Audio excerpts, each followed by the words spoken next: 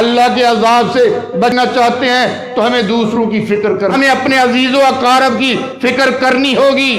دوست و احباب کی فکر کرنی ہوگی، ہمیں اپنے محلے داروں کی فکر کرنی ہوگی۔ انبیاء کو بھی اللہ نے، انہوں نے تو اللہ کی رضا کو مان لیا، اللہ کے دین کو مان لیا۔ سب سے پہلے نبی اللہ کی جو وحی ہے اس پر ایمان لاتا ہے، آمن الرسول بما انزل الیہ من ربہ، لیکن اس کے بعد نبی سب سے پہلے کام کیا کرتا ہے؟ وانذر عشیرتک الاقربین، تمہارے عزیز، تمہارے رشتہ دار، تمہارے دوست احباب وہ کیا کر رہے ہیں اس کی فکر کرو۔ میرے بھائیوں، اگر ہم اللہ کے عذاب سے بچنا چاہتے ہیں تو ہمیں مل جل کر،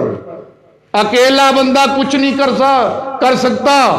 لیکن جیسے جیسے جماعت بڑھتی ہے تو اللہ تبارک و تعالی برکتیں ڈالتا ہے۔ نبی صلی اللہ علیہ وسلم تنے تنہا تھے،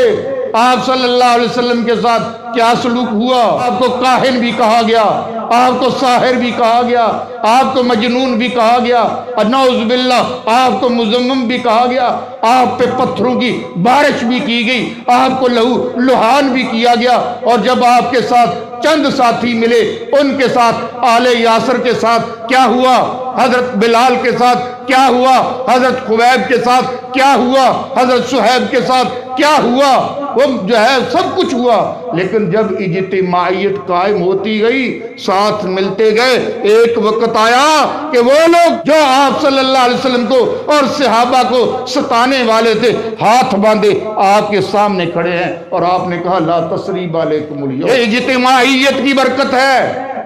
کہ جس مکہ مکرمہ سے، آبائی وطن سے آپ کو جو ہے ورنجیدہ ہو کر نکلنا پڑا، آپ نے مکہ کو مخاطب کر کے، بیت اللہ کو مخاطب کر کے نکلتے وقت کہا تھا میرا دل تو نہیں چاہتا کہ میں تجھے چھوڑ کر جاؤں، لیکن میری قوم نے مجھے نکلنے پہ مجبور کر دیا۔ لیکن جب اجتماعیت قائم ہوئی، نظم قائم ہوا، مسلمانوں کی جماعت قائم ہوئی، اللہ نے ایک مدینہ کی اسٹیٹ دے دی، تو پھر وہی ساتھی ایک اجتماعیت کی صورت میں مکہ میں فاتحانہ داخل ہو رہے ہیں۔ میرے بھائیوں، اگر ہم بھی چاہتے ہیں ہم اللہ کی گرفت سے بچ جائیں، اللہ کی عذاب سے بچ جائیں، اور اللہ تبارک و تعالی ہماری زندگی میں برکت عطا فرمائے، ہمارے اعمال میں برکت عطا فرمائے، ہماری قبروں کو اللہ روشنی کا مینار بنائے، تو اس کے لیے ہمیں اپنے ساتھ ساتھ اپنے اہل و عیال،